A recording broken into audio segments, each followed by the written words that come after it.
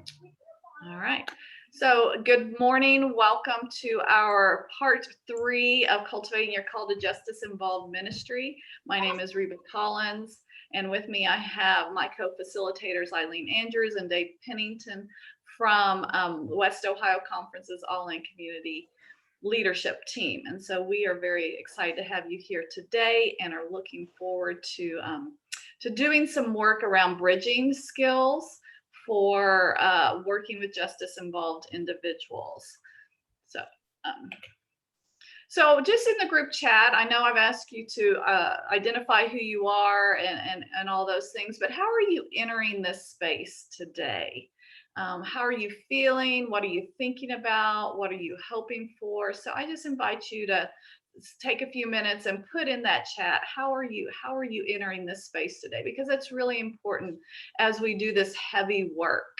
And it is heavy work. It's very emotional work, and in that way, it really sometimes can surface feelings and emotions that we've tried to either suppress or just not want to deal with. And so we want to make sure that we're in a good space to hold each other tenderly.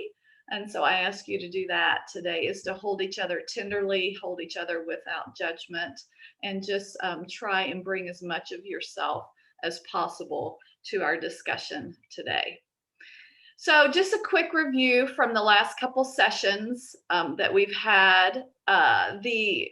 We started out with this whole thing of, the pandemic has revealed a lot of things that are happening in our communities and in the lives of people who are justice involved. And so there's this emerging paradigm that is really expanding beyond a particular place or person.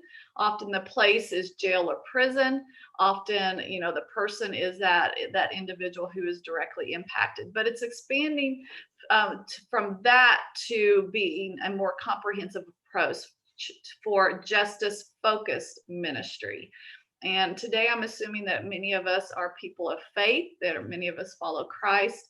And really, we cannot read scripture, right? We cannot read God's relationship with humanity without factoring in this idea of justice, of equity, of treating everyone in a way that where we see them as a child of God. And we also look at our culture and our systems and our communities and see how there is inequity, how there's disadvantage that's being perpetuated.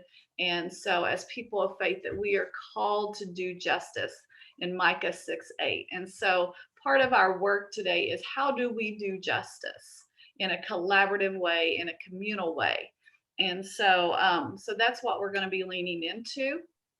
And we've also said all along that characteristics of this emerging paradigm include complexity. Communities are very fluid. We talked early on about how we are complex human beings. Our identities are very complex. They're not very myopic and singularly made. And so you have a lot of complexity in this. There's also a lot of connectional need, meaning relational need, and not only with the people that are impacted, but with those that are impacting those individuals. And so as leaders, oftentimes, we're leading forward and we're leading behind as well. So connection, that relationship component, is incredibly important in this emerging paradigm.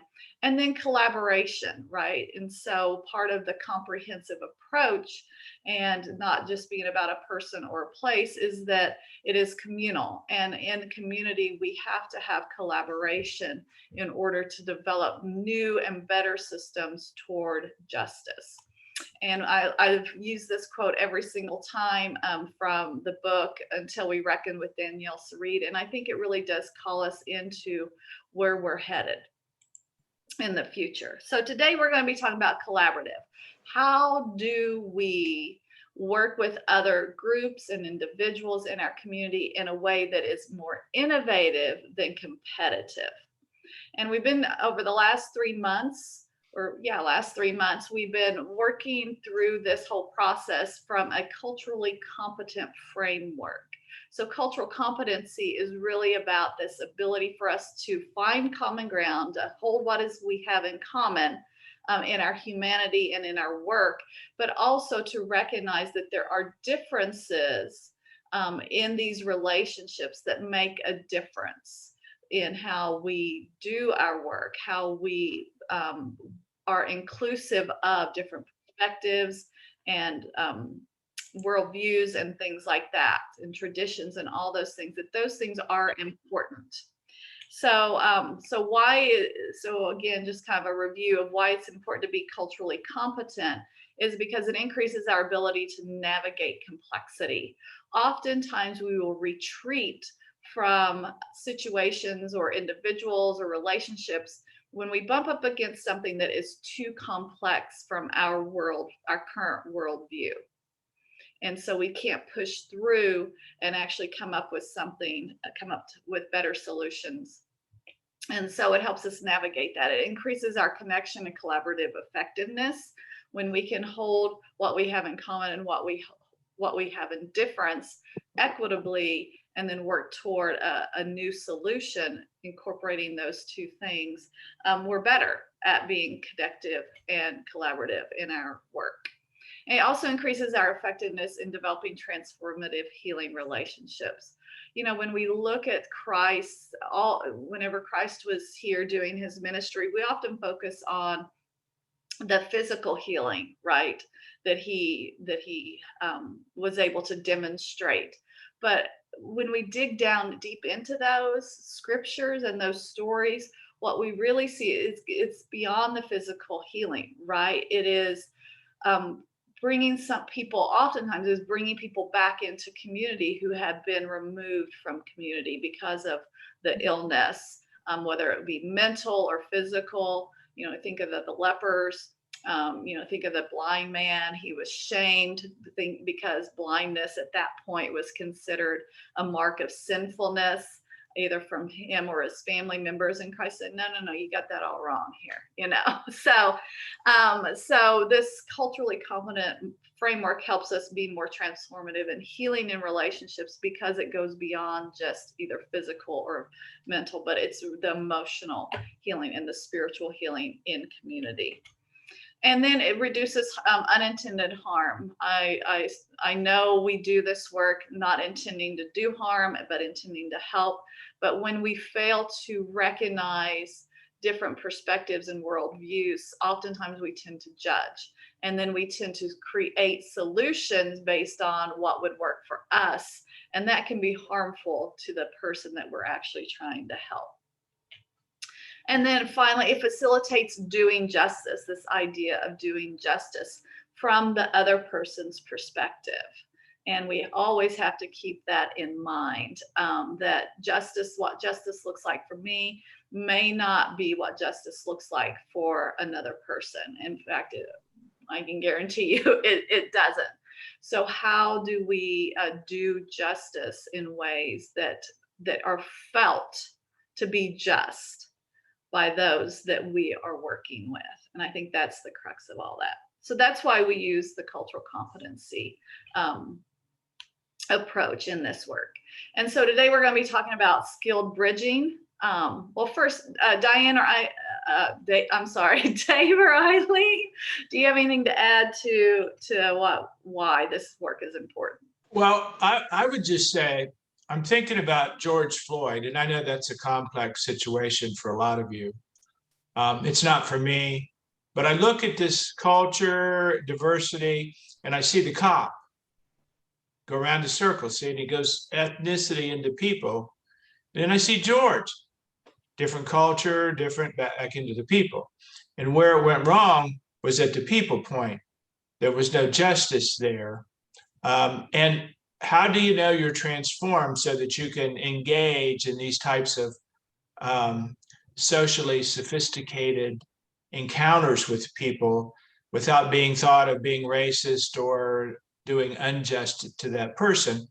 The guy that works on my farm yesterday, I can just give you a quick example of what I'm talking about and where this bridge is going to help us get there. because I have been over the bridge. And he said something to me like, did you see where that George Floyd guy was on meth? I said, I don't care what he was on. He was a person, and he was not done justice. I mean, that was murder. And anybody's, well, I shouldn't say anybody, because a lot of people don't believe that. But when you cross this bridge that we're going to talk about, you can go to that place where, and I didn't do it in a mean way to him, but I let him know that what he had to say, in my opinion, was wrong and justice was not done. But if you think about, if you keep this slide and everything you do, and you think about the other person you're having an issue with, or you think they've done an injustice to you or to society or whatever, if you look at this slide and you take yourself through the slide and you take the person through the slide, you're going to end up in a better place. And that's crossing the bridge. And we're about to cross the bridge, I hope, Reba. We are. Bridge is coming. There's a lot of bridges we're crossing today. Amen. Right. And I think the other thing, any form of consciousness raising, which is this cultural competency, is an effort to raise consciousness. Anything that can help us increase compassion for another human being is going to help us to get to that place where we can see it from their perspective. That is huge psychologically. That is one of the biggest barriers. And Dave, your example is spot on to that inability of some people to see the other person's point of view and understand where they're coming from, whether we think they're right or wrong. And then there's something, I remember, Reba, you said this back when a few months back, we were talking about judgments. And the minute you form a judgment, you are automatically asking for punishment. Judgment equals some form of retribution or punishment. So to be able to learn compassion and to suspend judgment until you know more. And again, that is what we're attempting to do with these courses. And I'm just so grateful that you've been able to bring this, to put this all together in a learning opportunity for us. So yes, that's my comment. Thank you. Thank you both. I'm glad I paused on that. Always better to have more wisdom in the room. So why bridging, and Dave and Eileen alluded to this, why bridging is important in collaboration, because we are whole people, right? And we bring our whole selves to work, into ministry, into collaboration. It is becoming more and more difficult to compartmentalize. And I know that many of us in this session today have done that for a long, long time.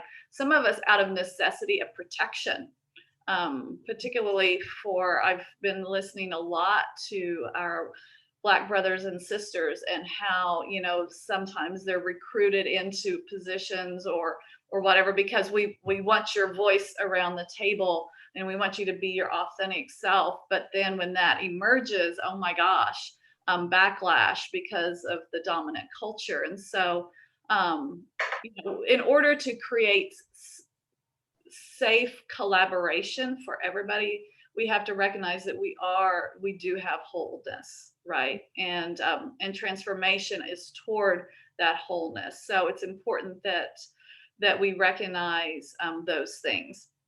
Also, why bridging is important is more people are experiencing this justice involved experiences. The reason why we named this Every Second Saturday series and are doing this every second Saturday in the whole year is in 2019, there was a study that came out that 50% of American families have had an immediate family member arrested or incarcerated at some point. So 50%. So more of us are experiencing justice involved experiences, fear, trauma. I mean, every day, we have right now, the George Floyd trial that is going on, how traumatic, and I know people are not watching it because it's too traumatic.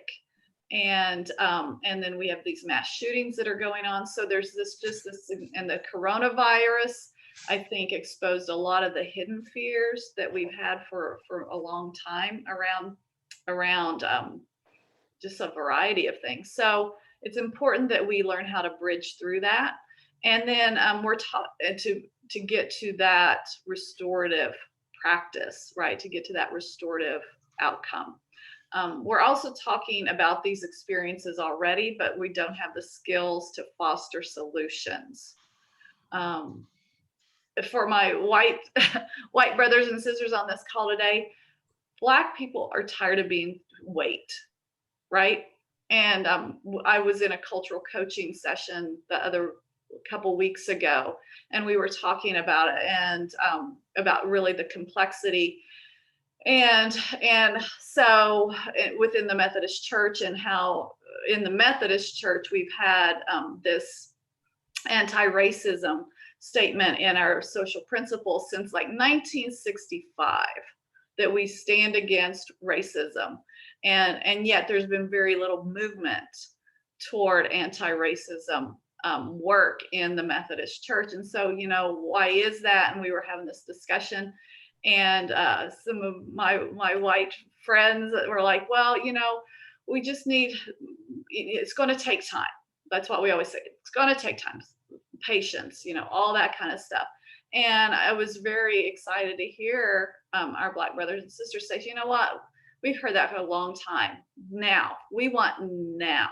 Mm-hmm. And I think that oftentimes for white folks that we say wait because we don't have the skills to bridge that complexity, to move to collaboration and to bridge all that. So this is why it's important that we develop these skills so that we can quit waiting and asking people to wait for justice, because communities are crying out for justice. And so we need to be skilled up to act in that way. And the critical thing is none of this is easy. Mm-hmm. None of this is easy to do. Yeah, but we have to do it. But we have to do it. That's right. And people of faith should be leading the way, because we have the model, we have the template, we have a whole book about it. No, let's do it. Right? Yeah.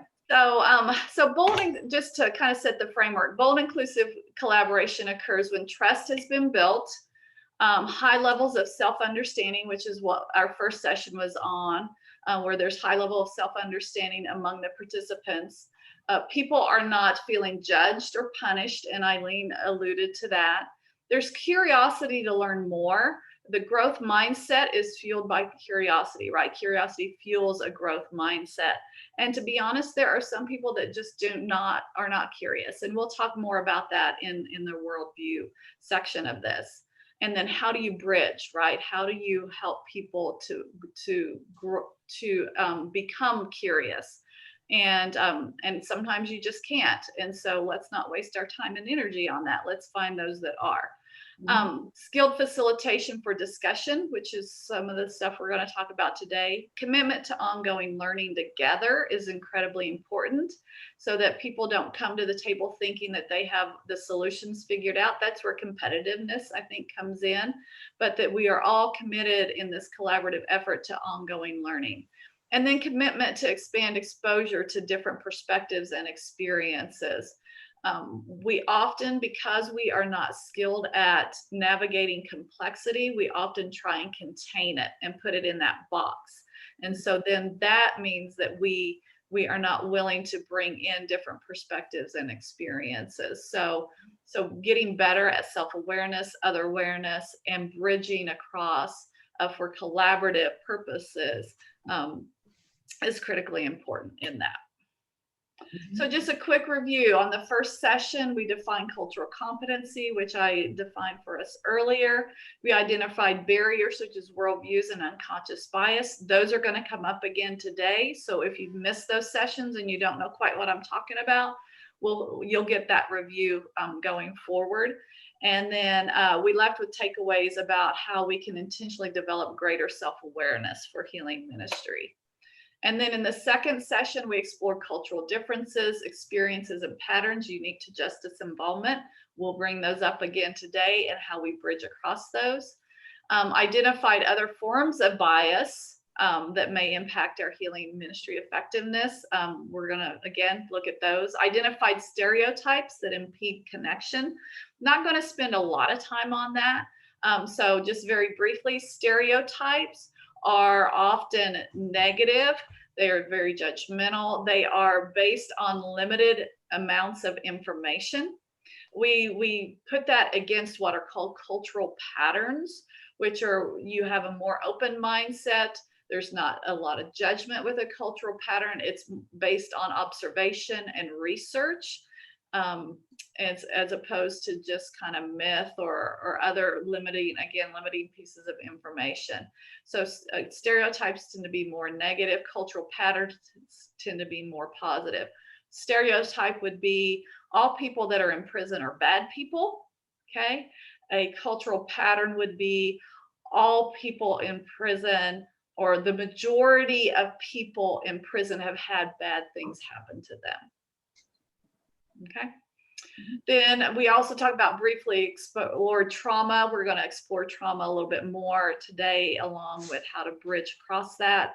And then we had takeaways of developing intentional other awareness. Each of you received a workbook for today. There are workbooks for each of the other 2 sessions as well, and they are on our online community webinar page underneath each of those recorded sessions. So you can go back and access those and get more content in that way. So just another brief, developing cultural competency. It's a 3-pronged approach. We did self-understanding the first session, other awareness, other understanding the second session, and today we're on bridging skills, learning to be culturally adaptive. And with the emerging paradigm, we have to be culturally adaptive. We have been culturally adaptive over this last year. Some of us, well, I'm not going to say the majority or some of us, but just those that have fared well through the pandemic have been more culturally adaptive than those that have not, in a variety of ways. And maybe that's too much of a generalization, but from my observation, that's what I see. Today, we're bridging skills for greater collaboration. We're going to talk about how self-awareness and other awareness strategies can help make hidden culture visible to both you and others. And this is really critically important in this work, because we often come with what we think are common values and beliefs, which are part of hidden culture. And then things go sideways when we interpret the same value in different ways, and it plays out in different ways. And we'll talk more about that. Identify key strategies for worldviews and shifting behaviors toward greater inclusion of, different backgrounds, perspectives, greater inclusion of, different races, all those kind of things. The more inclusive we are, that is how we are going to be able to move effectively into the future. Learn skills for addressing fear, and then diving deeper into empathy as a trauma healing tool. And then leave with key takeaways for better collaboration. So we ask you today to be open, authentic, engaged, comfortable with being uncomfortable. As we've said before, discomfort is the edge of growth. Mm-hmm. So when you start to feel discomforted by what we're talking about, it's in your best interest to kind of step back and kind of think about why is that? And oftentimes we feel the most discomfort when we are being pushed against something that is more complex than what our worldview can accommodate at this time. So just kind of keep that in mind. And then non-judgmental. Again, creating safe space for all of us, and then be understanding that even though you may not understand something, that does not mean that it is wrong. we often in this work talk about that I do one, and my husband and I have very different opinions and different perspectives on a lot of things. And I'm starting to build this language into even that relationship of, you see it this way, I see it this way. Neither one is wrong. They're just different. Mhm. Okay. And so we're inviting you to enter the brave zone where we're wrestling with these 3 questions of collaboration. What does it mean to seek mutuality in relationships? How can we develop partnerships that are based on co-mission and co-location, that are innovative instead of competitive? I don't work in nonprofit world. Some of you do, but one of the things I always hear is how can we get all these nonprofits that are doing the same thing together to work together? But often it comes back as well, they're also competitive. So we can't do anything about that. Well, yeah, you can. And it's in everybody's best interest if we are more innovative together than we are competitive apart. And then how can we engage with people and groups who hold those different agendas and experiences for a better outcome than we can achieve ourselves, right? We were made, built, designed for community. That's where Christ calls us to do our work. And so how can we engage more effectively and appropriately? Any thoughts or questions, Dave or Eileen, before we move forward? And also, I invite you all, if you have thoughts, please use the chat. This is group wisdom work, right? And so I know that all of you have fantastic perspectives and wisdom, and you are toward the right things, right? You're moving toward justice. And so however we can surface that wisdom among the group in the chat, feel free to do that. So Dave, Eileen, anything to add before we move to our first thing? I want to make a comment about that last point that we're talking about polarities. There's been a lot of study done in psychology about how to manage polarities in a corporate environment or in a church environment. Books have been written about it, and they all have one thing in common. They ask you to enter into these collaborative exercises by acknowledging that even though you think that you are so different, if you dig deeply enough, you're going to find out that all human beings have the same goals in common. They may use different language, but they basically want the same things, which is a better, happier outcome. But there is a lot to be learned in learning how to overcome your fear of dealing with somebody that you think disagrees with you. So I love that we are gonna dig into that worldview and perspective thing today, because that's one of the critical elements in helping us to overcome these biases and the things that stand in the way of what we all want to accomplish for one another. Wow, that's beautiful, Eileen. Thank you. I would just add what all the men on here are thinking, and that's how does that relationship with your husband, how's that been working out? With there's no right, we're both right or we're both wrong. How's that working out? I just want to know. Just kidding. Asking for a friend. Well, luckily my husband has, because of his work, has to engage in some of this as well. But it does surface tension, right? And so we have to be courageous enough to sit in that tension sometimes. Mm-hmm. And as Eileen said, go back to what do we really want to see happen as the outcome? And I think that's what it comes down to at the end of the day is, do we not want our children to be happy? Mm-hmm. Right, or fulfilled, not happy, but joyful, fulfilled, in a relationship with God. So, and productive citizens and all those things. So do we not want those things in common, but we see it differently? We see the path forward differently. And we can take the best of both, right, to help with that. So, yeah. So thanks, Dave, for that. Keeping it real as always. So we're bridging strategies for making hidden culture visible. So in our first session, we defined culture as the iceberg, and about 10% of our culture is visible.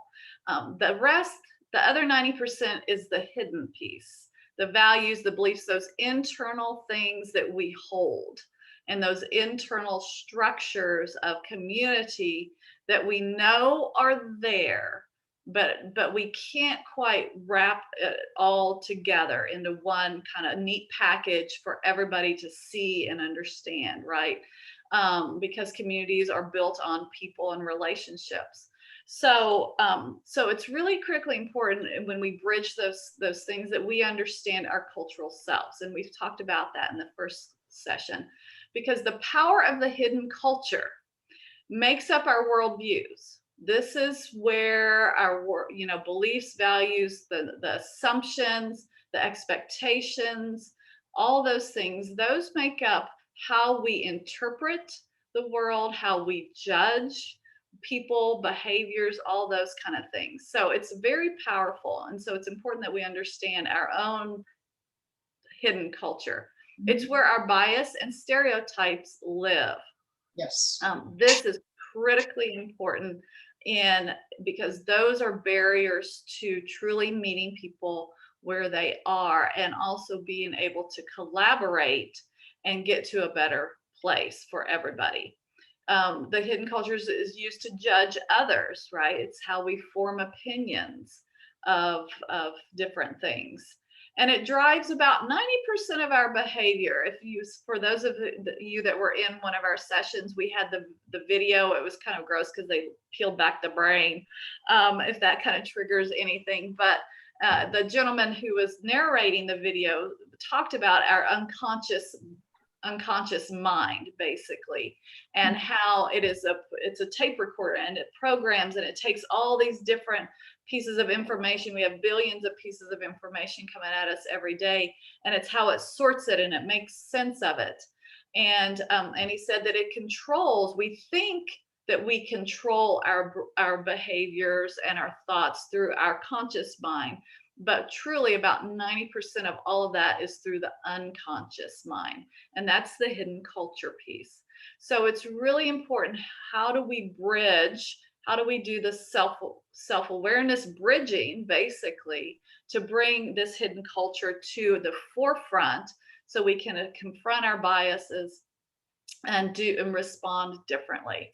So the first bridging skill is really to know thyself, and to know who you are, what you believe, what your values are.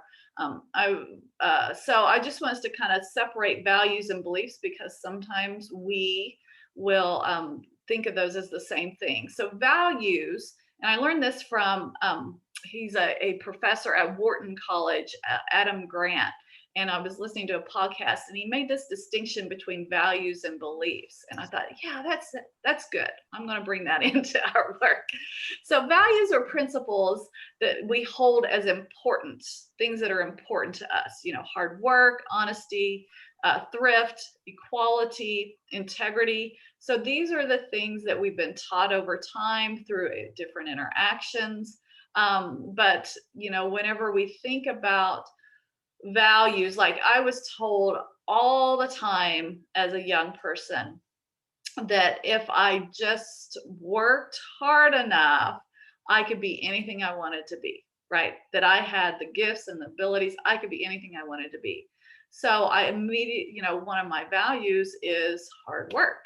And sometimes that can be distorted into overproductivity. And so, how I define that value is important, but it is important to me. So I would just invite you all to kind of think about right now, just exercise some of this bridging skill, and in the group chat, name one value that is important to you in your ministry. So just name one principle you hold as being important in your ministry. So I invite you to put that in the chat feature right now. and we'll kind of look at some of those. I'll give you a few minutes, or not a few minutes, I'll give you some time. Honesty, compassion, integrity. And you don't have to select from this list. You can put your own in there. Honesty, compassion, integrity. All right. Who else has got a value? Compassion, Eileen put. Loving, listening, transparency, faithfulness. Mhm. Okay. Those are good. Yeah. Honest. Encouragement. Noreen.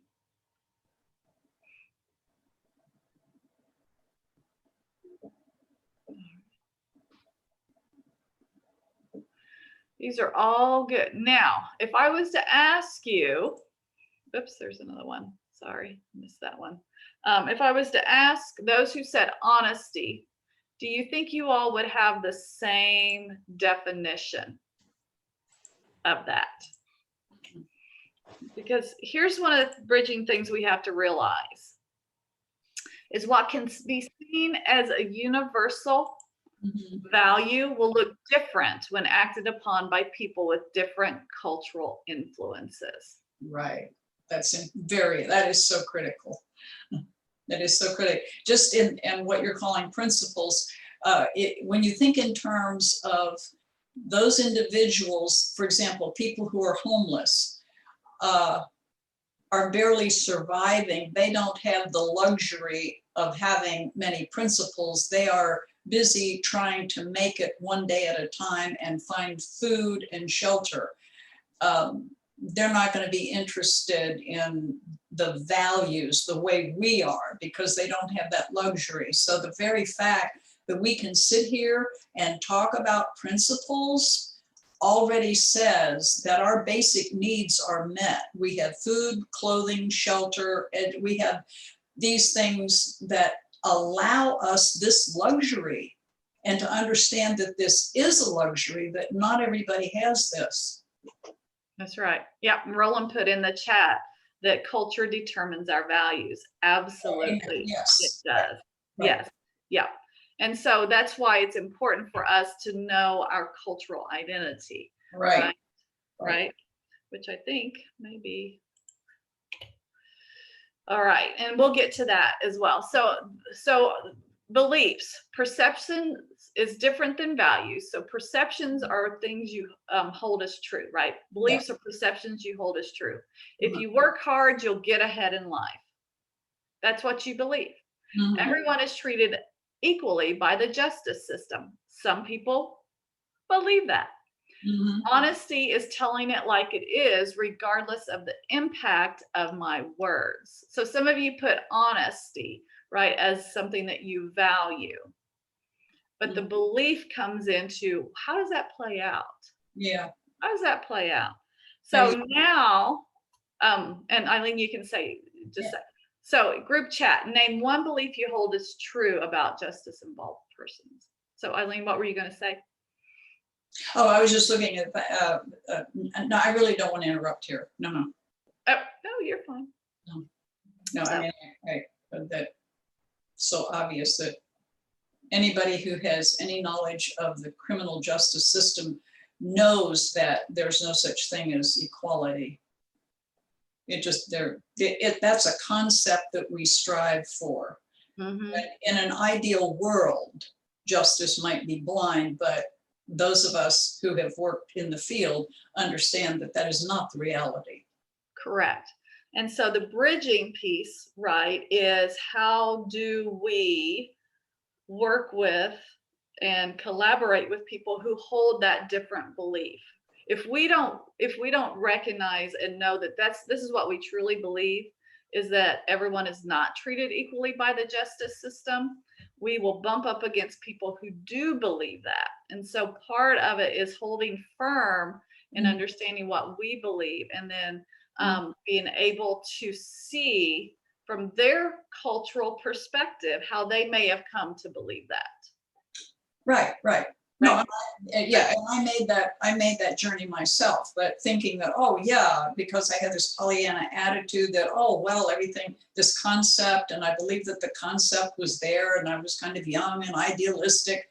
And then as you live and learn, and if you yourself become involved in the system, you can learn pretty quickly that it's subjective and subject to the whims and vagaries of the person who is dealing with you. So they're harsh realities. It doesn't mean that we have to do away with our criminal justice system. It's the only one we have right now, and we're trying to transform it. But but yeah, you're right. I have a different view now, remembering where I came from and where I am now based on my experiences and my learning. So different path for me. Yeah, and there's some great comments too in the chat, so I invite you all to check those out.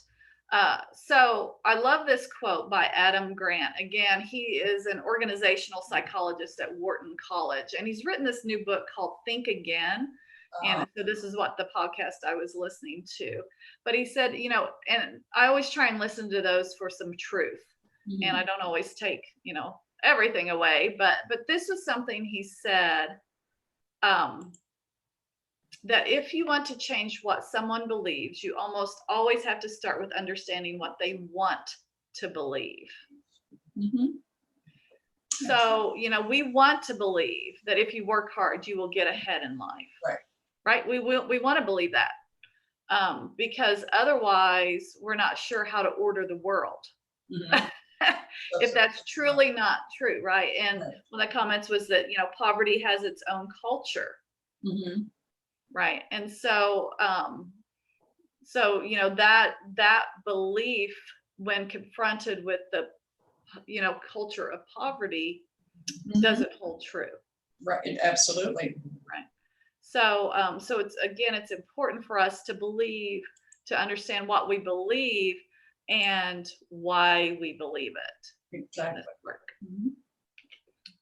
And also to understand what is it, whenever we do bump up against somebody who holds a different belief, instead of judging that is wrong, which often we do, instead, try and understand what is it that why do they want to believe that? Or, what is it that they want to believe? And I can give you an example of that. I was talking with a pastor, lives in the country, that kind of thing. Not that that makes significant difference, but lives in a very monocultural environment in a lot of ways. And so one of her parishioners said, well, and they were talking about violence and things like that, and incarceration, and this person said, no judgment here now, folks, well, if we could just get the Black people off drugs, everything would be okay. And so the pastor, she said, I took a deep breath, and she says, well, you might be interested to know that white people use drugs just as much as Black people. Just might want to know that. And so she did it in a way that wasn't judgmental, but helped bridge and perhaps brought that person to another way of thinking, to challenge her own belief based on new information and new and who was delivering that information too. That's where that connection and that relationship come into being. So Reba, I would just add that, honesty, we could spend 2 hours on honesty and what your beliefs are, but honesty is really telling it like you think it is. Regardless of the impact of my words. So it's a two-part thing. But I like your story, and where this bridge wants to go, if we get across that bridge, that person that congregate might say, if we could just get people off of drugs. Feel me?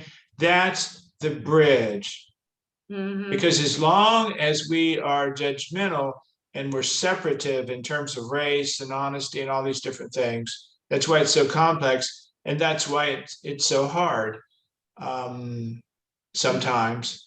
But that's where we want to get, isn't it? We need to get people off of drugs. Right. Yep. And I find myself doing that at times because I have a lot of Black friends, and I'll say, well, my buddy, this Black guy that's a friend of mine, he told me, I go fishing with, told me this. And I catch myself and I go, I don't need to identify him as a color. He's my friend. So we're trying to get across the bridge, aren't we? Yes. Yep. So, Yep. So here are some exercises that you all can really dig into to start that bridging, right? And just like Dave said, he just realized, right, I don't have to identify, I don't have to categorize somebody as other than my friend when I talk about this kind of stuff. But what are your values? Who taught them to you? One of the most impactful things you can do is to surface a value that was taught to you as a young person that no longer holds true for you as an adult. And then if you have the opportunity to go and ask the person who taught you that value why they did. And that really helps to broaden and helps you to bridge your values and beliefs with where you want to be in your collaborative work. So that's really important. And then why are they important to you? What does this value that you hold to be true, what does that really require of you? That's reprogramming your brain and also to be more responsive behaviorally in alignment with your values. Now, we don't all get this right at all, and we want to get better at it, is what I'm trying to say. Is I don't get this right 100% of the time. None of us do, and we're going to talk a little bit about why that is later. But we want to just get better at it. And then your beliefs, where did they come from? As Roland said in the chat, all of this is culturally based, right? So where did they come from? What do they allow you to see? What do they allow you not to see? And that's how we can work on our bias and our stereotypes as bridging. And so here were the biases that we surfaced in the first couple sessions.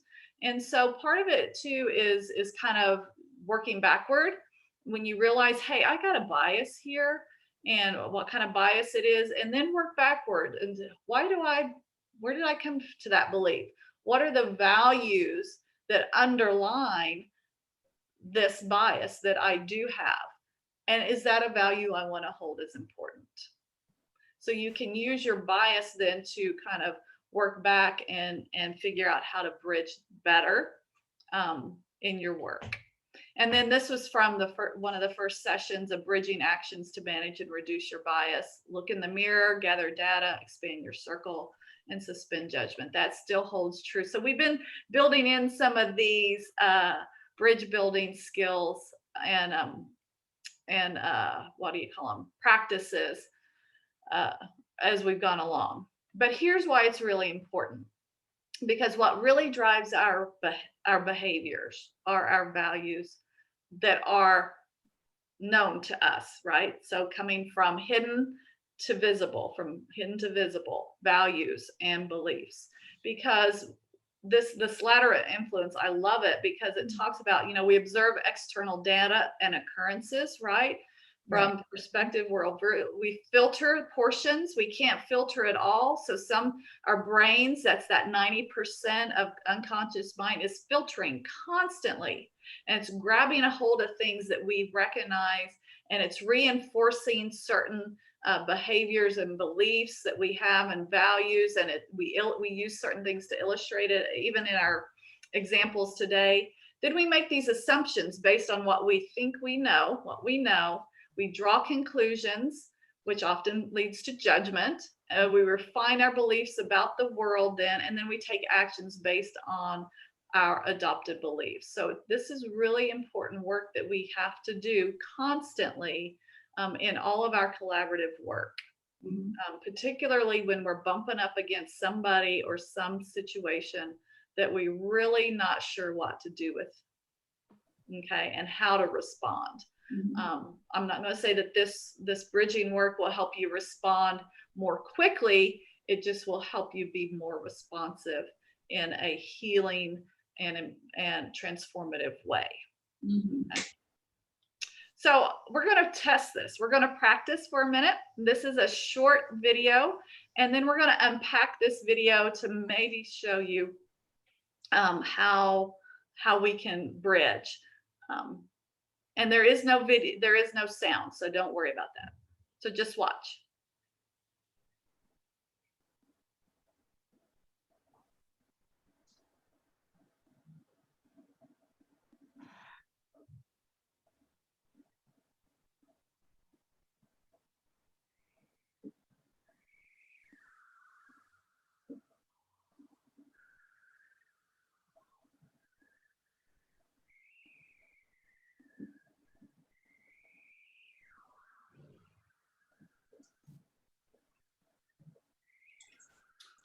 So I invite you to unmute. So what did you see?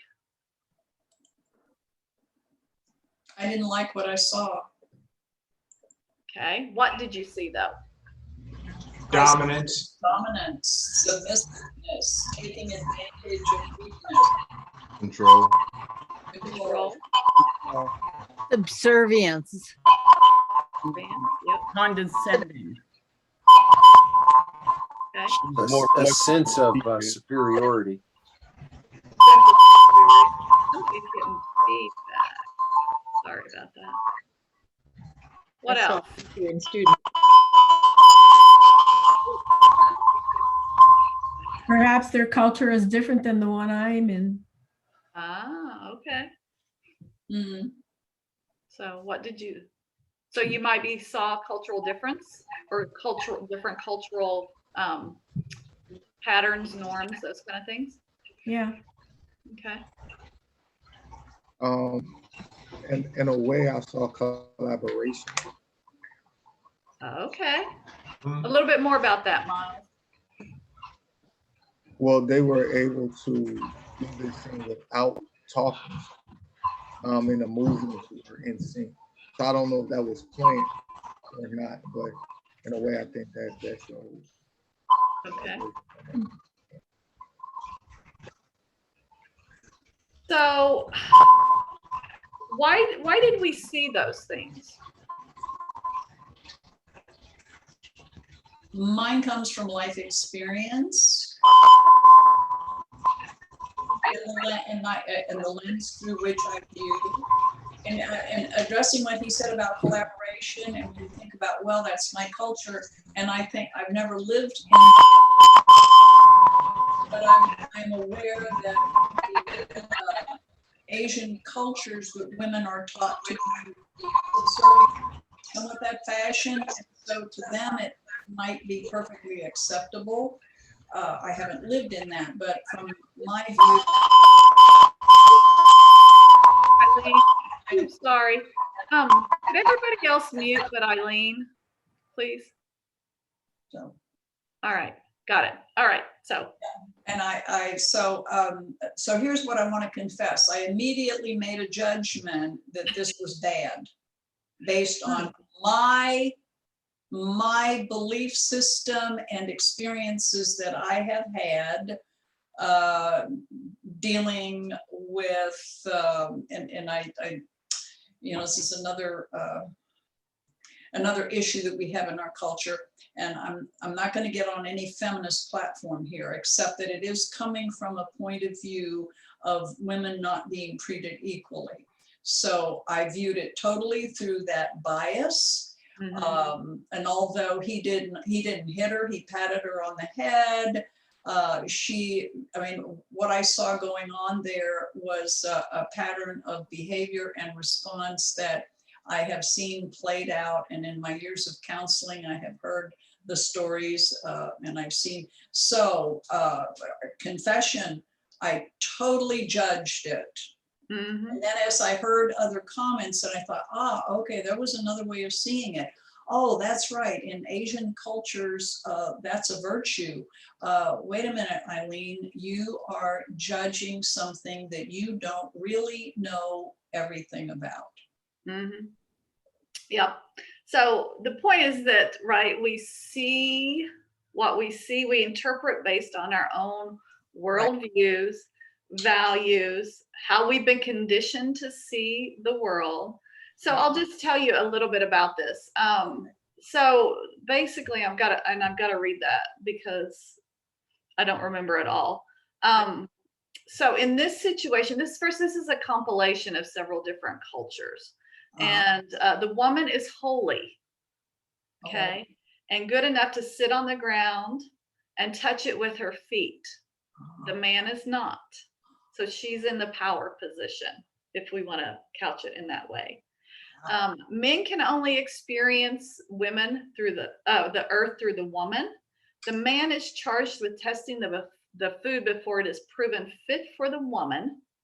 And in case it is poisoned, he will die first. He is also charged with walking in first to deflect any attacks and thus to safely lead the way for her to walk unharmed. And then the last ritual is a prayer, and the man can only pray through the woman. Wow. So now I ask you, describe what did you actually see? So you can unmute. Describe what you actually saw, knowing now kind of the backstory.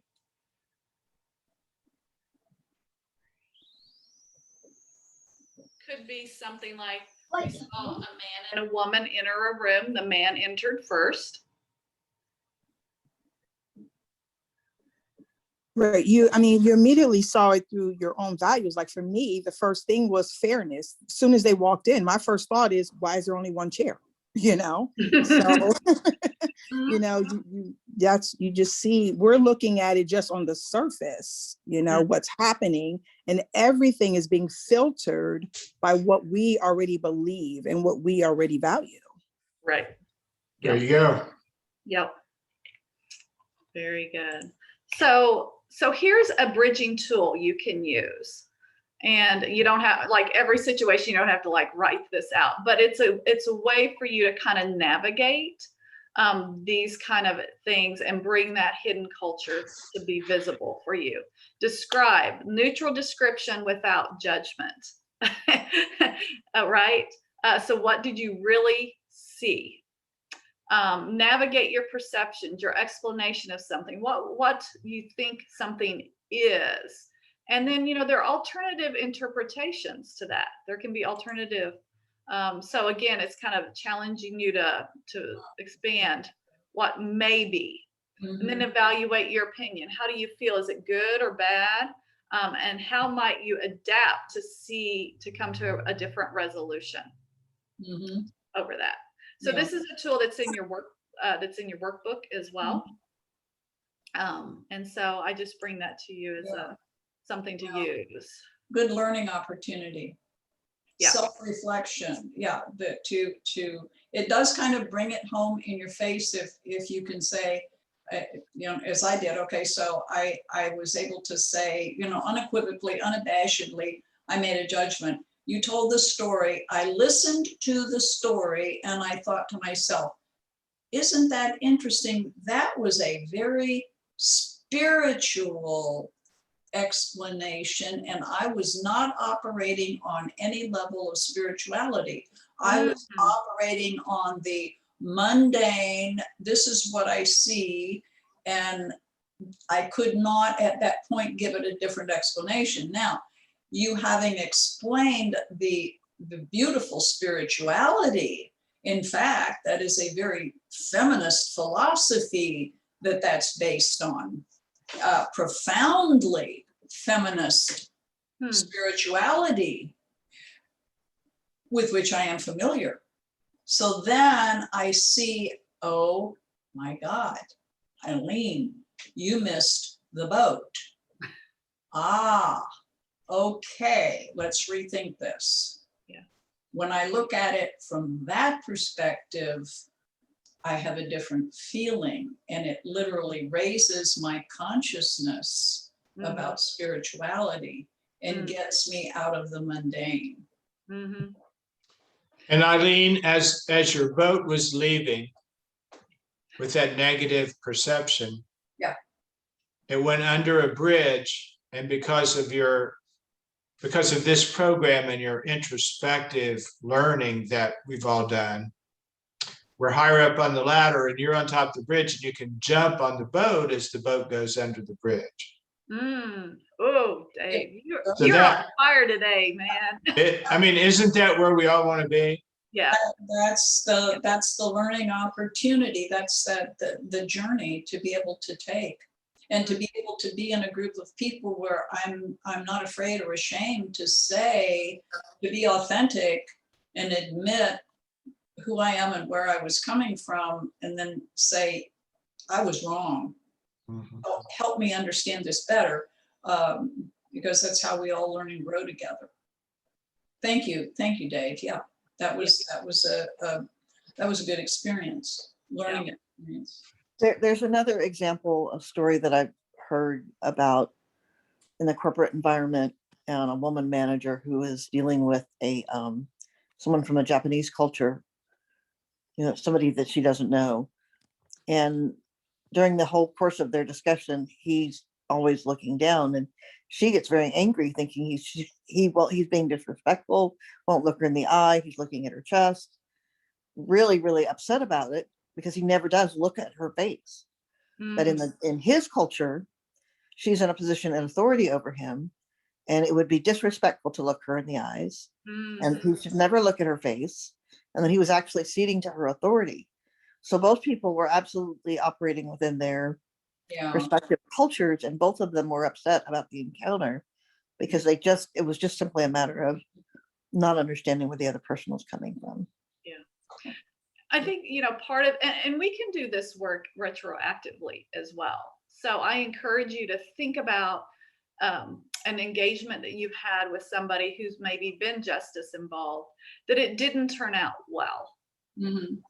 And go back and go through that scenario in your mind, do the DNA model, and see, perhaps where you brought in some things that didn't belong there, right? Because justice involvement, particularly through incarceration, all that is a cultural experience. It forms and shapes those values and beliefs and all those things. So you can do this kind of retroactive so that you'll get better the next time, right? And so I really encourage you to use this to go across the bridge, as Dave likes to say. So then, bridging strategies for worldviews.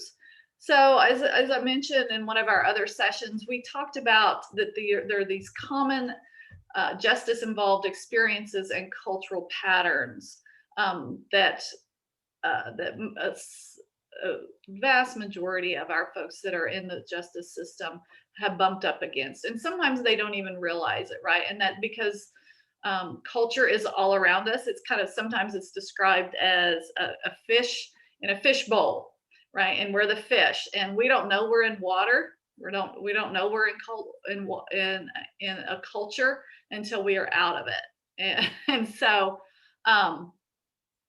these are some of the things that we often see as cultural patterns within our justice involved ministry areas. And the 4 drivers for violence. Shame, isolation. A lot of our justice involved individuals feel significant shame, have been isolated either by being incarcerated, or even in the community. Those of us who do reentry work know that there's a significant amount of that occurs. Exposure to violence begets violence. And then inability to meet one's economic needs, just that survival mode, right? In the culture, what is valued most when you can't meet your economic needs, right? It's the basics, right? Maslow's hierarchy. We have to have those. We have to account for those. And then the social determinants of health, lack of health care. And so for some of us, I guess what I'm saying is some of us see institutions in our communities as really positive things, and have shaped and formed our values around those differently than those who've not had positive experiences, or haven't had access, or have never been able to navigate certain systems that several of us take for granted. So those are things that we need to be aware of, that again are bridges to be crossed in this work. So what is that? So all of that kind of brings to these worldviews. Yeah. And how, again, worldviews are how we see and interpret the world. They determine the information we bring in and that we keep, the information that we get rid of, bias, stereotypes, all those things are wrapped up into worldviews. And there was this model and a lot of research done around it through with Mitch Hammer and Melvin Bennett, and they've this is what's called the intercultural development continuum. There we go. I'm gonna get my wording right. And so they've done, trying to figure out, are there categories or are there certain orientations that a lot of us hold to be true? And so they found that there are basically 5 different worldviews, and then they're acted upon in different ways. And so you have denial, and those are people that miss difference. Those are people that just don't think that there's, they just don't, let's say for justice involvement, they don't think that there's a problem with the justice system, right? It works fine. It catches the bad people, takes care of those for us. Polarization, I think we've all experienced a lot of that recently. That's where we judge differences, lots of judgment for folks that have that dominant worldview of polarization, us versus them, win-lose scenarios, right? And so that judges differences. And then minimization is where the majority of us sit. These are, we de-emphasize difference. We seek commonality, thinking that that's going to reduce judgment, or it's going to totally take care of those things that are different. A lot of assimilation. It's assumed assimilation in that orientation. Then acceptance is we are able to hold commonality and difference equitably and recognize that there are differences that make a difference. We love to say in the church, well, we're all, Christ followers. But as I think as we've done this work together, we realize that looks differently for different people based on their cultural upbringing and all those kind of things. And so, if we just get to base level thinking, well, we're all Christ followers, then we come with this expectation that everybody's going to follow Christ the way I follow Christ. And we miss that perhaps somebody has something to teach us, and that we can actually develop better better disciples by incorporating the differences of how we live that out. And then adaptation is we hold those equitably, but we know how to move, how to work toward a better innovative solution by incorporating commonalities and differences. So here's kind of another way of talking about that. And this is how we react to different cultural perspectives and experiences. And I want you to notice the percentages on the right side, because they've given thousands and thousands of these what are called intercultural development inventories that feed into this research, thousands across all kinds of different cultures. And what they found is that in general, people along the continuum, the tool places people on that continuum. This is where everybody falls, right? This is kind of 2.4% of people fall into denial orientation, 13.5 polarization, and so on. So it's a huge bell curve. Now, I will say this. Us as individuals, our primary orientation may be minimization. That's where the majority of us sit. But there are certain topics, certain people even, certain situations that can cause us to respond at a different level, in a different orientation. Mhm. For example, around certain topics with my own parents, I hit polarization really hard, really fast. So it's that we operate in general most of the time in one particular orientation, but there are certain circumstances with certain people that we may retreat into a polarization or a denial. And so that's why it's really important that we not necessarily, it's again, looking at the cultural pattern, looking how people respond over time to certain things. Context, it's all context. Really, right? it's totally about context. And I Yeah. think that's another thing to emphasize. It's critical to separate things out. What was the context within which you Yeah. said or thought that? Because in a different context, your response may be adaptation or acceptance. Yeah, that's important. Okay. Yes, it is very important. And also, it takes about 50 hours of concentrated, intentional work to move from one orientation to the next. Oh, I believe that. Yeah, about 50 hours, right? And that is doing the things that like we're doing today. It's using the DNA tool. We've introduced the 4E approach in the past. It's working that 4E plan. But here's why this is all important. And this is why we need, and I'm going to get to the bridging in a minute, but human nature is to retreat to our identity groups. Right. So when we, right. And so we have that one image of who we are, and then we have these different kind of identity groups. So it's our nature to retreat to those that we have the most in common with, particularly when we feel under threat. Right. Threatened. Yeah. Right. We become more polarized. Yeah. So again, even a worldview that challenges us to think more with more complexity or with more collaboration or more connection, that can be seen as a threat. And so we can polarize. So those are the things to keep aware of. When we're polarized, we can't persuade with reason and evidence. And we often try to, right? Well, you're wrong. Haven't you read the statistics? Don't you know? Da da da da da. Right. Yeah. And when we polarize, we can't meet people where they are and help them become who God made them to be. So here are some of the bridging strategies. So if somebody is in denial, right, and they just don't want to, or they just have not even thought that there is a different way of interpreting a situation or a world, we need to help them notice and engage cultural difference. We need to point out, just like the pastor that I mentioned, well, if we could only get the Black people off drugs, well, you might be interested to know, right?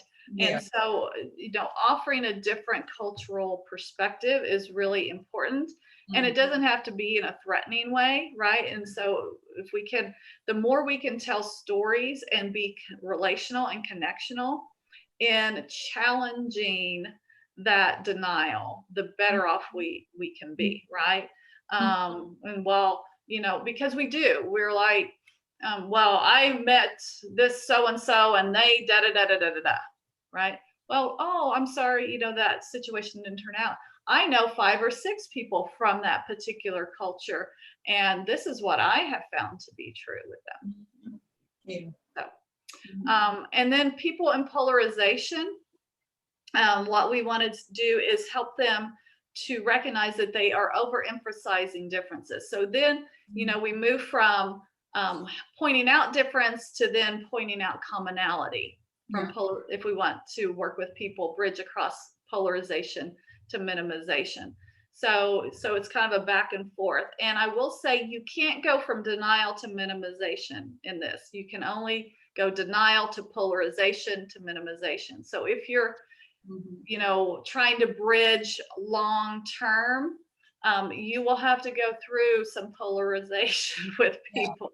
So it's difference, commonality, and then from if you want to bridge from minimization to acceptance, it's holding what's in common, but going back to differences. Why, maybe, how did they see something different than you did? Sometimes that's the first time anybody's ever asked that question. Right. And so, again, pointing out, holding true to who you are and what you believe, but at the same time recognizing that somebody else might hold that same value in a different way. Okay. And then from a minimization to acceptance, it's really, again, continue encouraging folks to continue to explore those commonalities and those differences to the point of almost discomfort. Because when people are in acceptance orientation, primarily, we know that there's commonalities, we know that there's differences, but we're not quite sure how to make that all work together. And that's really hard. And you cannot, if your orientation is acceptance and you can't lead somebody who's in adaptation, right? So you have to be an orientation kind of ahead of the people you're trying to lead. Yeah, or it gets really ugly and really messy. Right. And if you're one of the lucky 2.4% folks, it just is continuing to understand and develop your cognitive frame shifting and your behavioral code shifting skills. Yeah, that's excellent. Excellent. Thoughts, questions, anybody?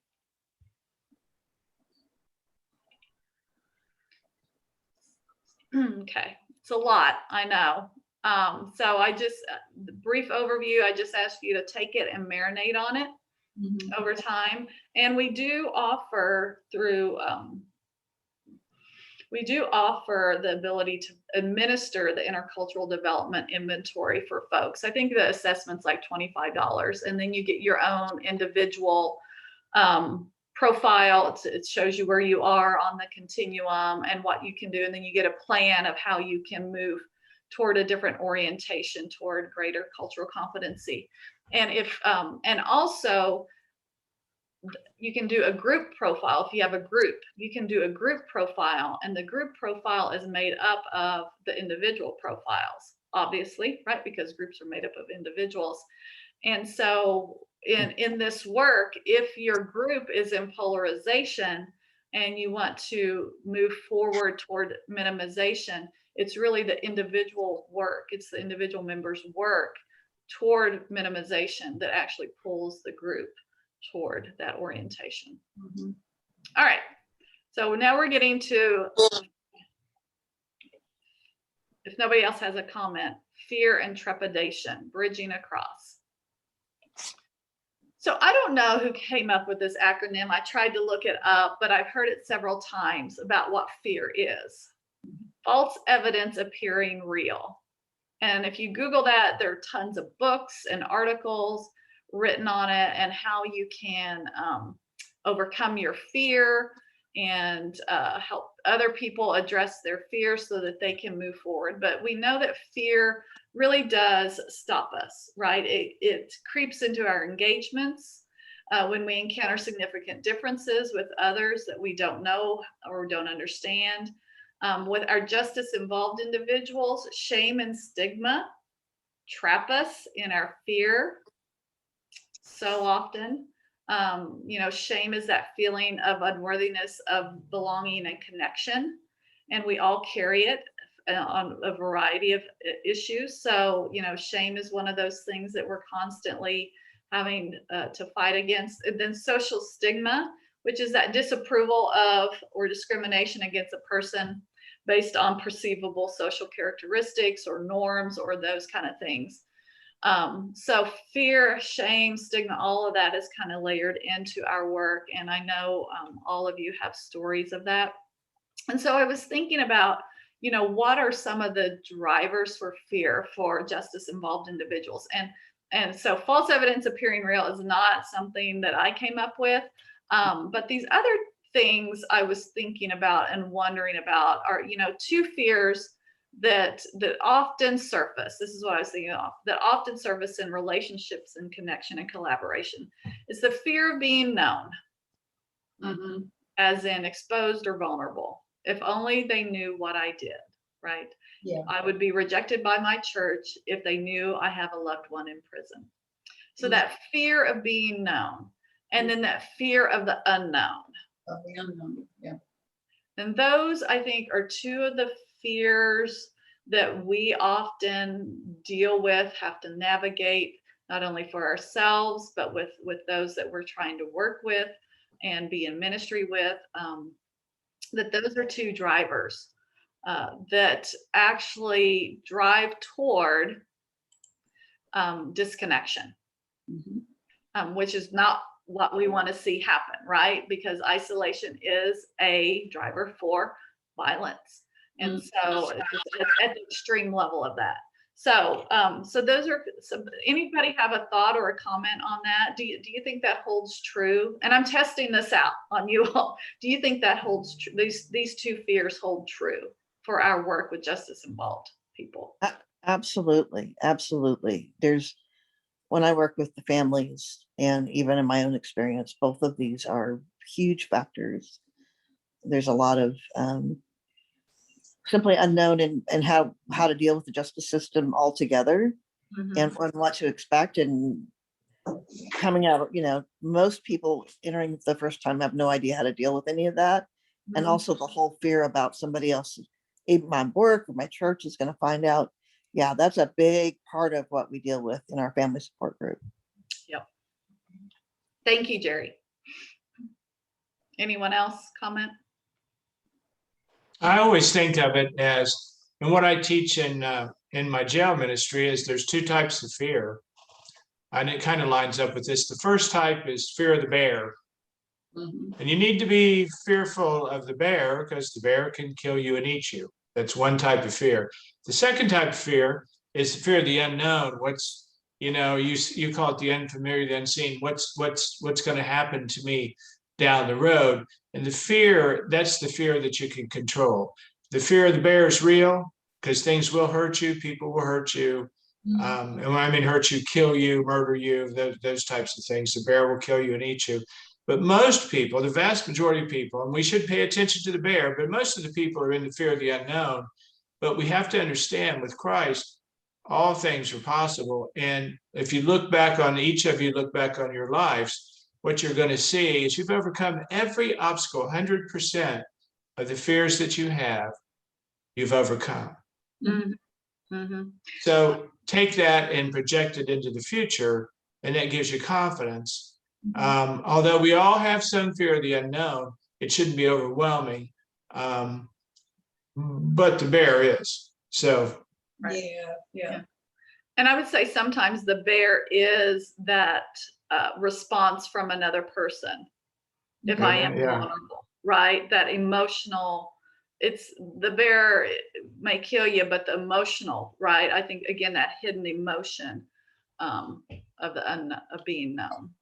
And I think it's important to understand that adrenaline response is automatic, and learning to control that is part of an educational process where you change your perception and understand the difference between the bear and the unknown.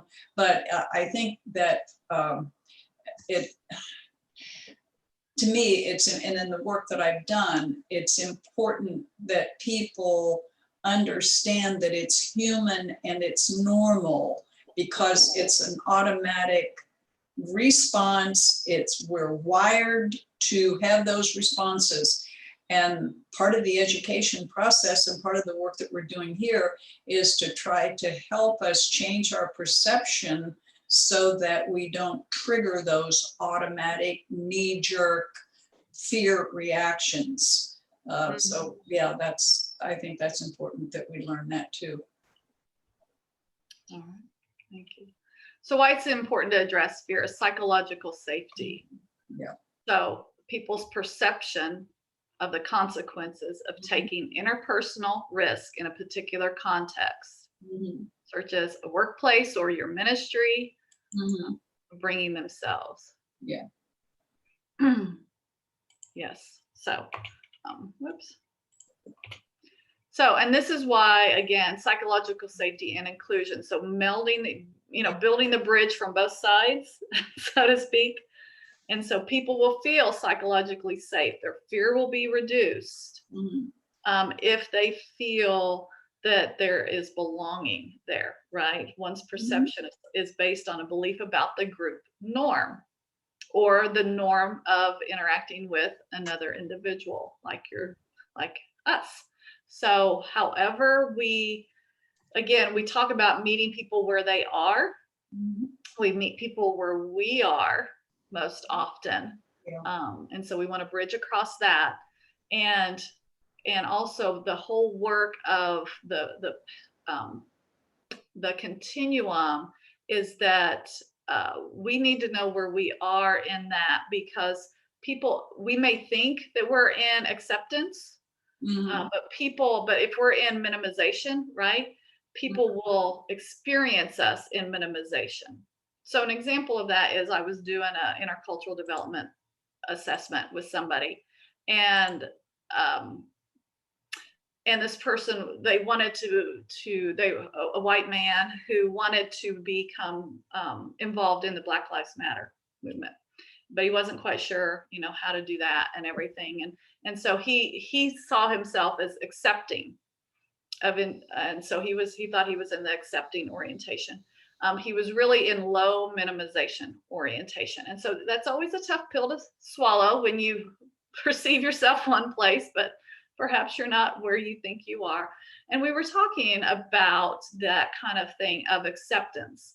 And I said, what we have to realize is that, particularly for my white brothers and sisters, is that we have been taught what acceptance should look like and be like and how we should be accepting.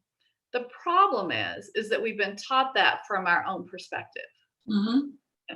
Instead of, creating and collaborating and working with folks that we want to truly work towards acceptance with, and ask them, what does that look like for you? What do you need me to do for you to feel accepted?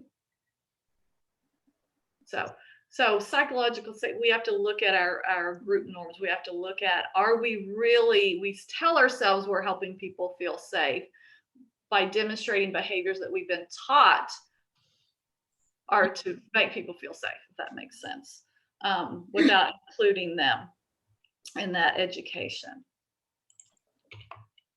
So bridging across fear and trepidation, 4 sets of questions to ask that debunk false reality of fear. And I'm not going to go through these, but they're in your workbook. And I'll also send you these slides when we're done. But these are just, again, bridging skills, bridging questions for you to help people move through their fear, for you to move through your fear as well. I'm not just talking about other people, but in this collaborative process, anytime you begin to collaborate with somebody, I think it'd be a really good idea to just ask yourself these questions before you begin. This is great prep work for us so that we can bring more of ourselves into that. Then acknowledging trauma. And we talked a little bit about this last time, and we identified it as an emotional wound caused by one or a series of multiple events that may cause lasting negative effects on a person. Before we got started, we were talking, there was 3 of us talking, and Dave was talking about little trauma and rabbit poo. Wasn't that what you were talking about, Dave? And how, it doesn't have to be a big trauma, right? But lots of little things. Was that right? Is that what you were talking about, Dave? Well, I mean, the concept is that we focus on the big things. I had a professor told me one time, he talked about, let's just call it mice feces. Okay, that's right. And that's no big deal because they're really small. But if you keep piling them up and piling them up, pretty soon all those little things jump you and you have a problem. So without using the gross words, I can't really tell it right, but you get the idea. The little ones build up into something very huge. That's right. So, so we often think of it as a one big thing and one big wound. But as Dave said, it could be a series of multiple things. Yeah, it's cumulative. And I know in the past we talked about too that, incarceration is a trauma. It's a trauma for everybody, not just the folks that are going through it. Yeah. Death by 1,000 cuts, Kimberly Elliott. That is so true. So different responses that we can offer to trauma. Some people that are affected may need that time away and alone. And part of our work is somewhat the stabilizing presence or the unanxious presence as people go through these is to help them activate these different responses as opposed to pushing out or whole, it just depends on the individual. But I think it's within us to it is within us to be that wisdom and to help guide in the response, not to be the counselors, right? And so I'm not advocating that we all go out and learn how to become trauma counselors, but there are certain things that we can do with trauma informed care in the position that we sit in. And actually, we're going to be having 2 sessions later on, not the next 2 months are a different topic, but 2 months after that. So July, August, we're doing trauma informed ministry that will equip us better for this kind of stuff. But for now, just know that, again, this is a cultural thing that we need to be aware of, that we need to bone up on and figure out how to be a little more bridging in our work with individuals. And so this is a group wisdom thing, and you can put it in the chat or you can unmute. But what are some key strategies for acknowledging trauma that you have, if you have used it, right? I'm asking for our folks who have kind of done some of this. What are some of the key strategies for acknowledging trauma that you've used? And then how have you applied those with your ministry with justice involved folks? So you can unmute or you can put it in the chat. And just share with the group some of the wisdom on that. With the people that I deal with, incarcerated people, it's really, to me, about being present. When people have experienced trauma, I don't need to tell them anything. I just need to be present. Mm-hmm. The second thing I need to do is I need to be intentional about my listening. Mm-hmm. I need to listen and shut up. Mm-hmm. They don't need me preaching to them. They don't need me telling them I'm so sorry. They don't need me. Those don't matter. But you need to be present and become an intentional listener. And people remember how you made them feel. The old quote about people remember how you made them feel, but they didn't remember what you said. Mm-hmm. So, yeah, those 2 things were put in the chat: active listening and ministry of presence. And I'm sorry, I cut somebody off.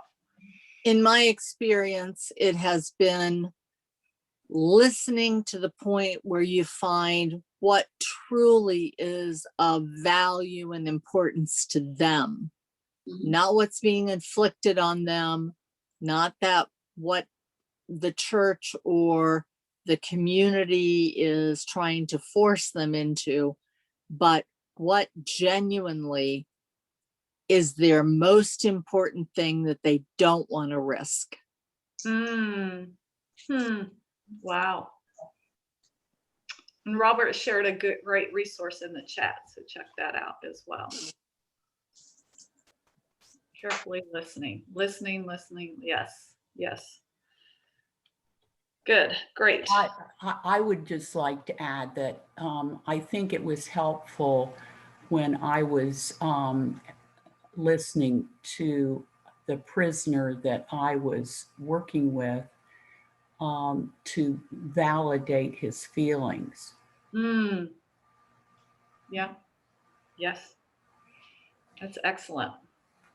So that brings us to empathy, which is the one bridging skill, in addition to listening, right, and to being present, is that empathy, as Emily just said, to validate, that feeling, to connect with that emotion.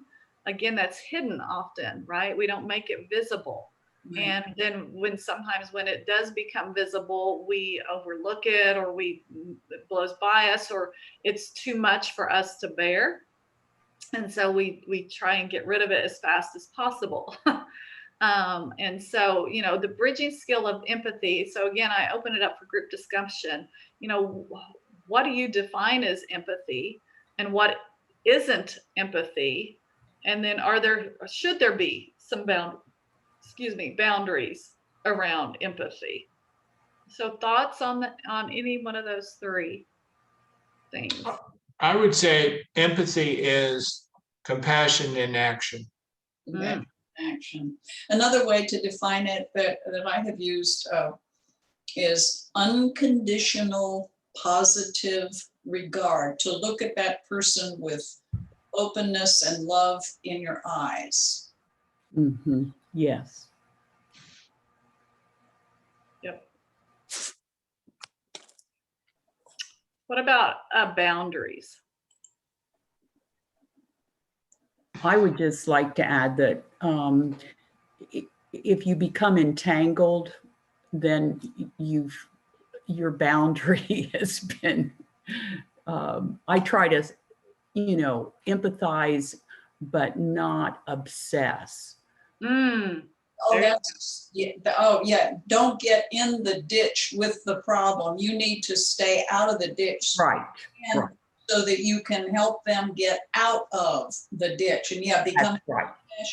Don't let your feelings get entwined with because you give them unconditional positive regard, because you have empathy and compassion. You validate them, but you have to be the strong one if you're going to help. You can't get down in the ditch with them. Right. Oh, and I can't echo that enough, and particularly not necessarily with the group that's on this chat today, but with what we take back to the others that we're sharing this with. Mm-hmm. It is so easy to blur those boundaries. Mm-hmm. And the damage that is done by doing that to the client, the former offender, the reintegration individual, mm-hmm. is one more trauma you are just adding to it. Yeah. And you, again, trying to draw that line in our role as Christianity. I did it just last night with our pastor because he wanted to keep going. And this person has an active warrant now, and they're an employee. And you boundaries are so important, and they are so hard to teach to people who have not grown up in this particular field. But the damage that you can do unintentionally to someone will take years to remedy. Yeah. So Roland put in the chat, I struggle with acceptance in quotes and giving permission in quotes. What does acceptance mean? I'm okay, you're okay. There is a right and a wrong, good and bad. What is justified? Oops, I can't move my little scroll down there. Lots of great questions. Empathy, boundaries. And Nancy says, can empathy be understanding yet providing tough love? I think that one is good, especially when we're like working in justice involved, like in the ministries that we have, and even in dealing in reentry. It's like empathy is not endorsement. It means you're acknowledging somebody else's humanity. You're acknowledging somebody else's experience. It does not have to mean that you are endorsing what has happened or something in a situation. Mhm. Yeah, good, great point. Good point, yeah. Yes, yes. So Brene Brown does a lot of work around this, and she has a video, and I sometimes show it, but empathy is getting into it's basically connection, and it's tapping into a similar emotion, not a similar experience, but a similar feeling that you may have had, that person is expressing, right? It's just that acknowledgement that I could understand how you would feel that way. But again, it's not accepting the behavior that resulted from, right, that feeling. So let me move on. Those are all good. Thank you all for doing that group wisdom work. So it's the ability to understand and share the feelings of another, but not necessarily endorse and accept the actions Excellent. Excellent.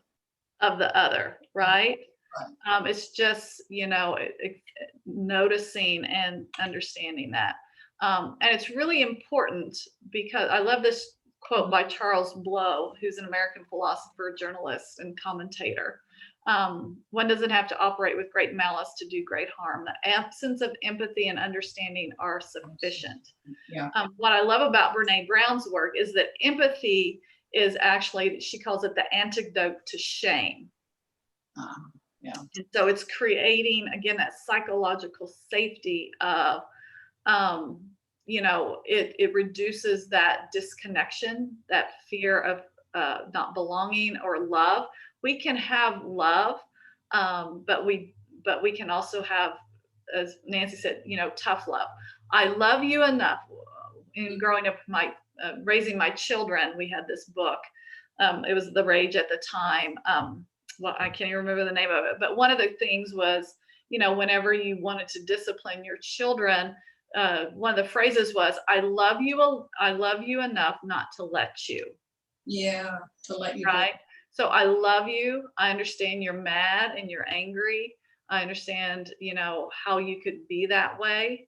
But I love you enough to give you your dignity and not endorse the behavior that you're displaying. Is that anything, Reeve, is there anything like when your mom's got the switch and whipping you? Anybody ever had that? Oh, yes. Your mom, that's back old school, got the switch and this hurts me more than you. Yeah, I heard that. Huh? Yeah. No, it doesn't. I'm bleeding. No. Yeah. Well, and the deal with empathy is that it reduces power dynamics. Totally. It eradicates that. Right. And so you can say this hurts me more than it hurts you, with a power dynamic, right? Yeah. Which then it's not true, right? Not at all. I'm beating. So yeah.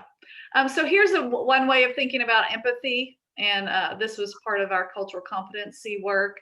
And I noticed that in some of our discussion, we put compassion kind of before empathy. In this, it's after.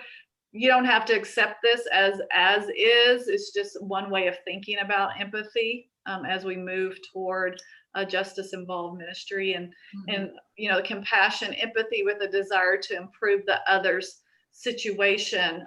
That's based on kind of our discussion. That's where the getting in the ditch thing can kind of get us in the ditch, right? So we do have to have boundaries about how we will respond in an empathetic way. So here's some things, and we're not going to do this group chat because of time, but I loved that this comes from Stephen Ministry here on the right side. Yeah. So instead of saying these things, which we often do, right? I know how you feel. I don't. Do we really?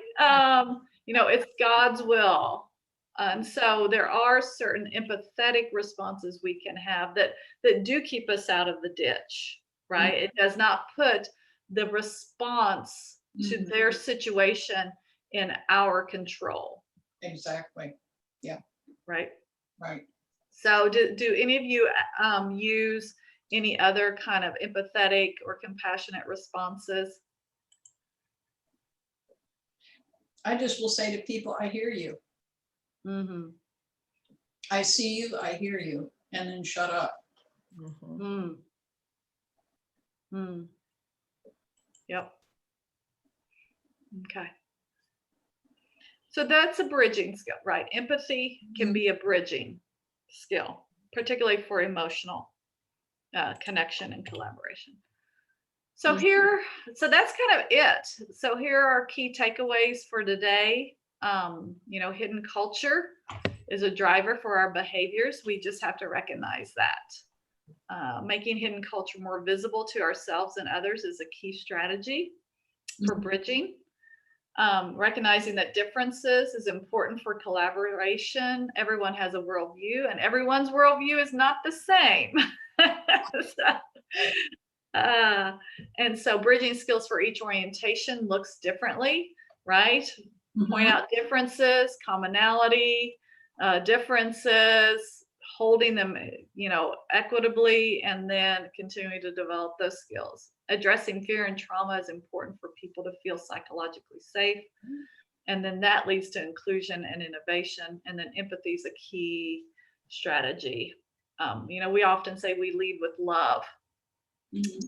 Love and empathy. Love and empathy are the things. Somebody put something in the chat. Let me check. Help me to understand.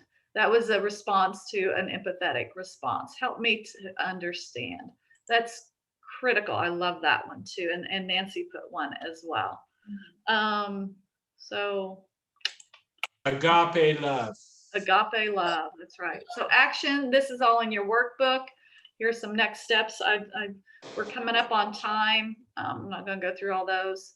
Just remember, this is in your workbook. This is a critical thing to help you continue to develop your cultural competency. Curiosity and reflection are your friends. Again, you can go back. You can do this retroactively. You do have to continue to practice, right? And so you can lose it. If you don't use it, you can lose it.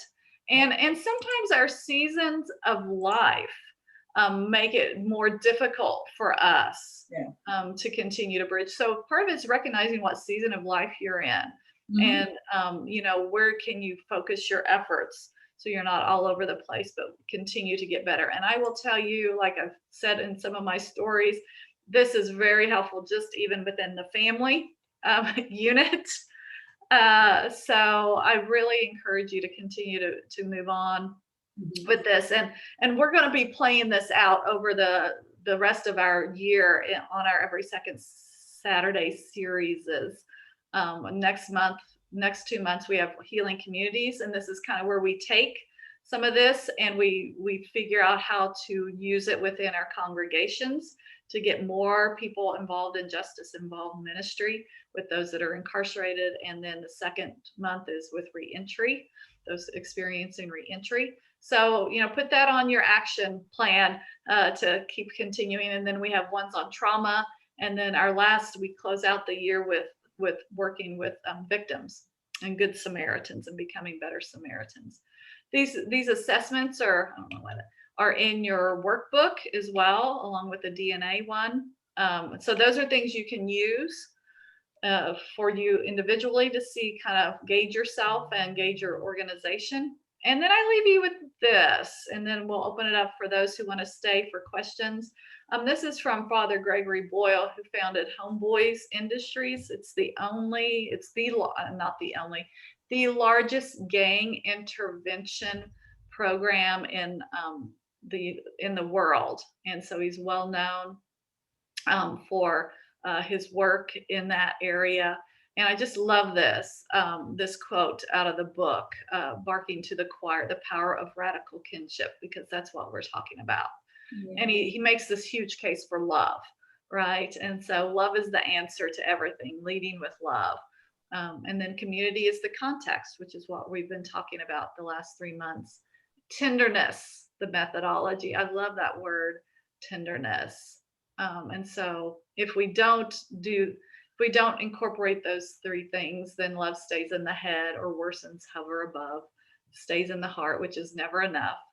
But love needs to become tenderness. It needs to become empathy, understanding, recognizing differences.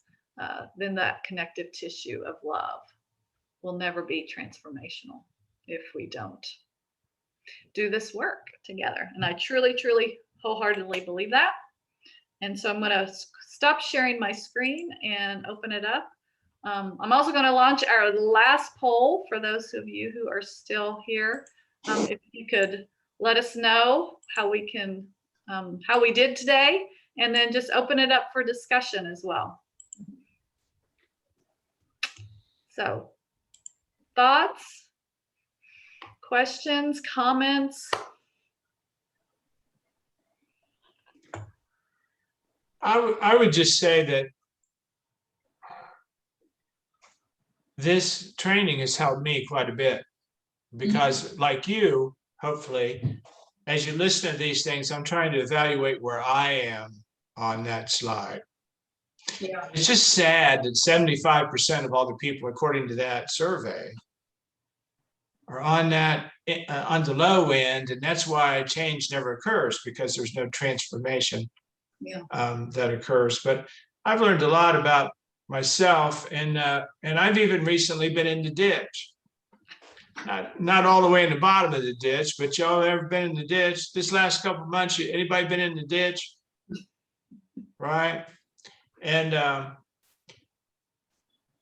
I go back to the training and think about what's really important anyway. Yep. And what is important is not so much about me and how I feel, although that's what the training is about, so we can take this out and share it with others. And maybe it will help us become better people, transformational, and they will become transformational because the only time they may have seen Jesus, especially in the jail, is when you show up.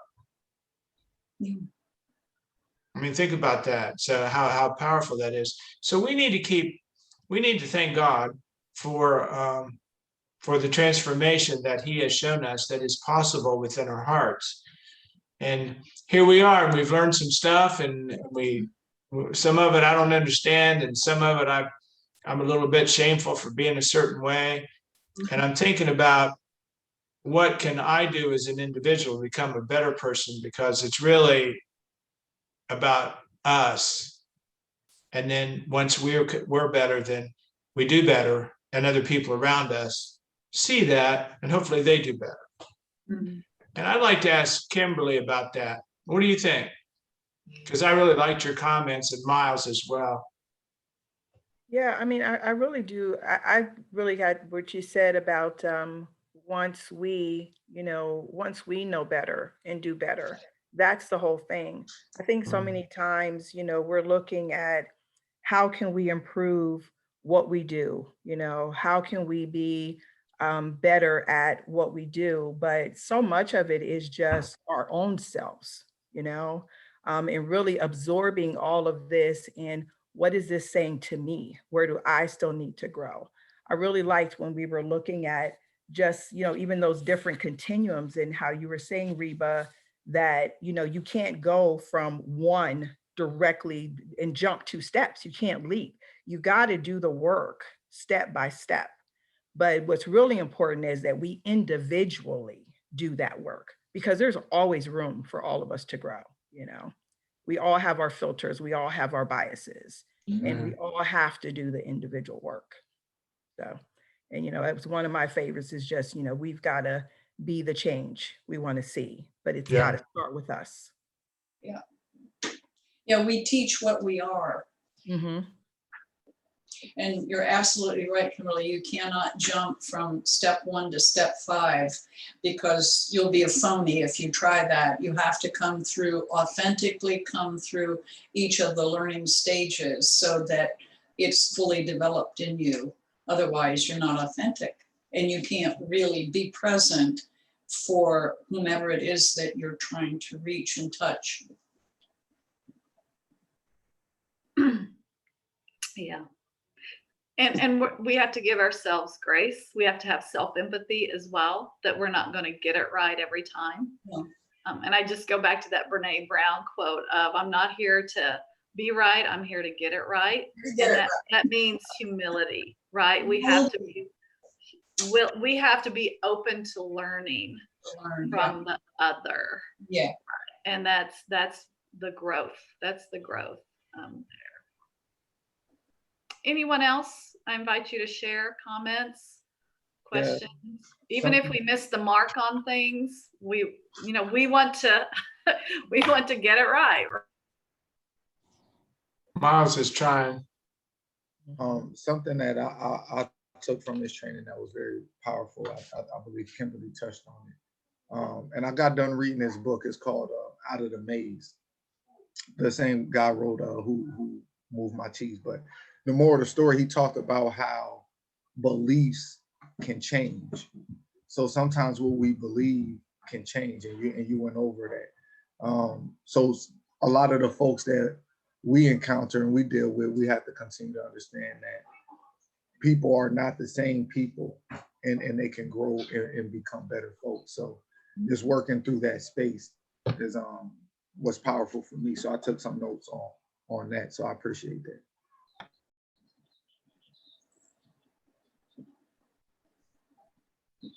Anyone else want to share? I don't want to keep you any longer than possible because it's a good day to move on. Well, I just want to say two things. One is we saw that Peter supernaturally changed his attitude toward Gentiles, and Paul supernaturally changed his attitude toward Christians. And I think that's the hope. I've never been more excited about serving a constituency than I am about serving people that have been involved with the law. And it's very surprising to me. I never expected it. Yeah. Me too, Robert, me too. No one would have ever told me. I would never would have believed this. And Reba, I have to say to you, I'm very grateful for the work that you're doing, because you're building connections with other folks that are doing the same work that we had no idea existed. And that is extremely valuable, and will move all of our work forward incrementally, just because you're giving us tools that we didn't know we needed. So I appreciate all the work that you're doing. Thank you. Yeah, and I want to echo that, what Jerry was saying too, because, I remember going to, it was some type of reentry event about 2 years ago. We were all able to gather in those large gatherings like that. And, being in that room and feeling so energized, because you see all these people that are doing, even though we all have different things, that's a little bit different, us maybe from someone else, but we all have the same heart, we're all working towards the same thing.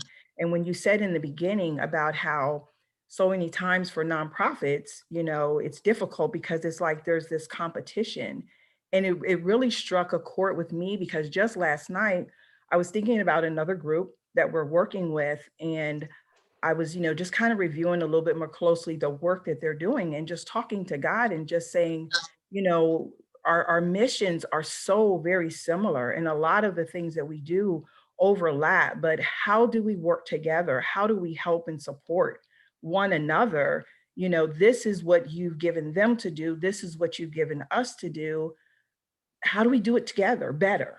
And we need to have that heart, because that synergy between us can accomplish so much more than what we can do individually, but it's embracing that. And opportunities like this, where we get an opportunity to share and just learn that one another exist, really helps us so much. So we really do appreciate you and everybody that takes the time to show up and be a part of this. Yeah. It truly is a collective learning, right? And I think if we come into this space with that understanding that, again, we can all learn from each other, and create intention. It's creating it intentionally. that this is a learning space for everyone, and we all have something to share and wisdom to gain and wisdom to give. That's how I at least approach collaboration and that kind of stuff. So thank you both. Thank you all. Yes. All right. Who is feeling moved to pray for us today? I'll I try. love it. I love it in all my pastor clusters where we all get together, be 20 in the room. They say, who wants to pray? And everybody looks down like,